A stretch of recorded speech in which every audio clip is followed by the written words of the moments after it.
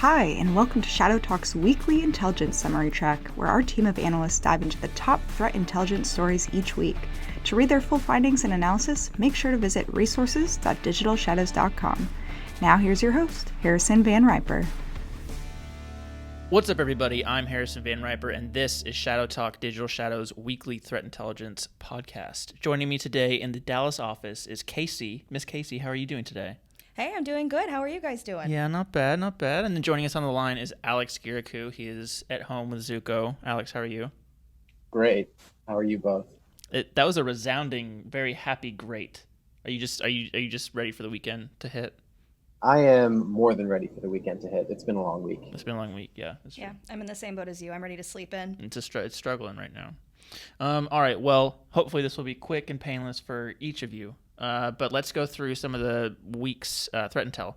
First up, Alex, you wrote the main article this week. It's about TA505 and some new tools and kind of their ongoing activities. So why don't you give us a breakdown of what's going on there? Yeah, so TA505 is a financially motivated threat group that's been likely attributed to Russia, but I don't think anyone is 100% certain. But what's interesting is that they were recently observed using two new malware variants in an ongoing cyber campaign that was targeting a variety of sectors, amongst those financial services, retail, manufacturing, across the world. So it wasn't just limited to one country or a few countries. They were seen targeting North America, South America, Europe, Asia, and the Middle East. So pretty much everywhere. And the two new malware variants were tracked as Andromut, which is a downloader with code-based similarities to Andromeda and Qt Loader, both of which are widely available. So that suggests that Andromut was developed from those by TA505. And then there's Flower Pippy, which is a backdoor that's used to establish footholds in device and can also drop additional payloads. During the infection process for Flower Pippy, it can collect and exfiltrate some info about the compromised device, and it can also receive some additional commands from TA505's server. So TA505 is well known for using the flawed Amy rat, which is a custom rat that's likely been attributed to TA505. We really haven't seen it being used elsewhere by other groups. And frequently, they've been using the flawed Amy downloader as the sole downloader for flawed Amy. But in these campaigns, they were using both the Andromut downloader and the Flower Pippy backdoor to install flawed Amy on victim machine, which is interesting. And some other campaigns also delivered other malware that the group has previously used, like the information stealer Email Stealer, which is an incredibly clever name, and the backdoor Serve Helper. What could it do? How do you know? No idea what Email Stealer does. What could that possibly be? And these two groups, like Flower Pippy and Andromut, have also been likely custom developed by TA505. So if one thing remained pretty consistent across all of these campaigns is that the infection process was pretty similar, and that also aligns with previous TA505 attacks. So essentially, they'll send phishing emails with either weaponized documents or URLs through a spam campaign. And then when opened, the attachment or URL will download another malicious macro-enabled document, which can then in turn execute a command that downloads either the Andromut loader, the Flower Pippy backdoor, or the flawed Amy downloader. And then in most examples, those downloaded flawed Amy rat, but like I said previously, some other malware like Email Stealer and Serve Helper were also downloaded in some cases. And so TA505 remains one of the most active financially motivated threat groups. They were first identified in 2014, and since then they've been seen using a wide range of malware. Interestingly, they started off using commodity malware, so things like banking trojans and ransomware that are pretty commonly available. Examples include Locky, Drydex, and TrickBot. But since 2017, the group has been more focused on developing their own malware. So they've been loading up their toolkit with some custom tools like Flawed Amy, which they've been relying on pretty regularly since at least March 2018. So despite their ability to create custom malware, they're pretty technically sophisticated. Their attacks still continue to rely on pretty simplistic tactics to achieve initial infection. So since 2014, most of these campaigns have involved either spam or phishing emails with these weaponized lure documents and malicious macros. And this is a tactic that's seen extremely commonly, almost overwhelmingly so, by a bunch of different types of threat actors. So even up to the most sophisticated advanced persistent threat groups, they still use phishing as a common attack vector. And to me, that suggests that this is still seen as a viable tactic. Even as people become more educated about the risks of phishing, because these threat groups are still using it, it must still be viable. So they must still be infecting a significant amount of people. They've also been relying on botnets pretty consistently to help distribute these large volumes of their phishing emails. Previously, they were known to use the Necker's botnet, but over the past 6 months, we haven't really seen any indication that Necker's infrastructure was used in their campaigns. Instead, we've seen them rely on the Amadei botnet, which, like Necker's, isn't exclusive to the group. It's offered for rent on several Russian forums, for example.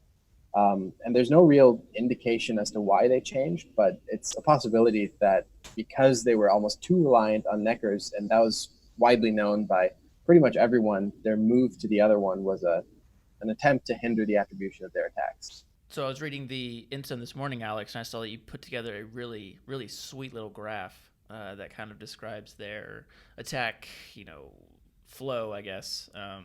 I really liked it. So everybody go and read that. Everybody should go read that. What can we expect from TA505 in the future? So I think that if anything, based on their previous activity, they're pretty likely to continue relying on the flawed Amy rat. That's probably not going to change. And it's also not going to change that they're going to rely on phishing emails and these mass spam campaigns. But what might change is that they could continue developing these more sophisticated custom malware that's based off other widely available types of malware. And they're also probably going to continue attacking a bunch of different organizations across the world. They haven't really shown to favor any specific target geography. So they might expand to more geographies over the next year. And they've also shown the ability to be able to specifically target one geography over others. So, for example, previous campaigns have specifically targeted the Middle East and not any other geographies. And so they could possibly continue doing similar things in the future. All right. Good stuff. Not good stuff from them, but good analysis there from you. Yeah. Listeners, if you want to go read the entire intelligence summary, be sure to go to resources.digitalshadows.com. All right, let's move forward. Kacey, tell me about the craziness that is this Zoom vulnerability, whatever it is. Give me some info. Yeah, so security researchers publicly disclosed a vulnerability that affects the macOS version of Zoom video conferencing applications. The vulnerability reportedly allows anyone to forcibly join another user's Zoom call, but also activates their video camera without their permission. I don't know about you guys, but that gives me the heebie-jeebies. That is not good. A preliminary patch for this vulnerability was released in late March.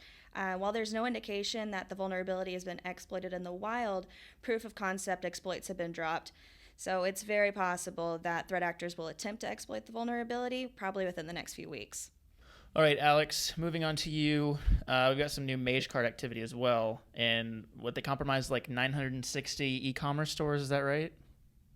Yeah, everybody loves some good Magecart activity. And so in this case, they were seen compromising, I think it was 962 online stores with automated techniques. And so like previous attacks, they compromised complete customer financial details. So things like credit card data, full names, telephone numbers, and physical addresses.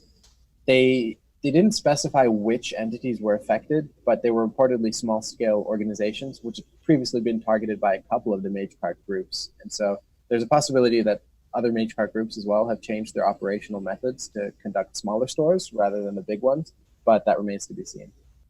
All right, then, Kacey, bring us home with Sodinokibi. Probably one of the funnest ransomware names to say. I like to say it over and over again to myself. Yeah, so give me the update on that. Yeah, so Sodinokibi has recently been seen targeting unidentified organizations in the Asia-Pacific region. This includes Taiwan, Hong Kong, and South Korea. The ransomware has included new features which allows it to elevate Windows privileges to the highest level through exploitation of CVE 2018-8453, and they also use legitimate processor functions to avoid detection. Now, this is really interesting because privilege escalation is uncommon in ransomware, and it highlights the sophisticated nature of Sodinokibi and its developers. The ransomware has previously been used to target managed service provider customers and has also repeatedly uninstalled antivirus products to avoid detection. Future Sodinokibi campaigns, which incorporate increasingly sophisticated tactics, are likely to occur over the next 3 to 12 months. Sodinokibi. Sodinokibi. It's such a cool name. All right, well, that will do it for us for this week on the Threat Intelligence Wrap-Up. As every week, we end with a question of the week. Right off the top of my head, what would you name your ransomware? Sodinokibi is already taken. So I'm going to follow the clever naming system of TA505 and name my ransomware file encryptor. And it wouldn't surprise me if that already exists. Boring. What is that supposed to do? I have no idea. What could it possibly do? All right, but you have we discussed this. You have a Shiba Inu, so you would obviously request it be paid in Doge.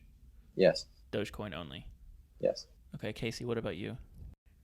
I would probably name it Joker's Wild. Dang. Oh, man, that's a good one. You know it means business. That's a good one. Oh man, that's good. That's good. You did good, Harry. Thank you. I appreciate it. I try. All right, thank you, guests. Thank you, listeners. Hopefully you stay stuck through that ransomware discussion.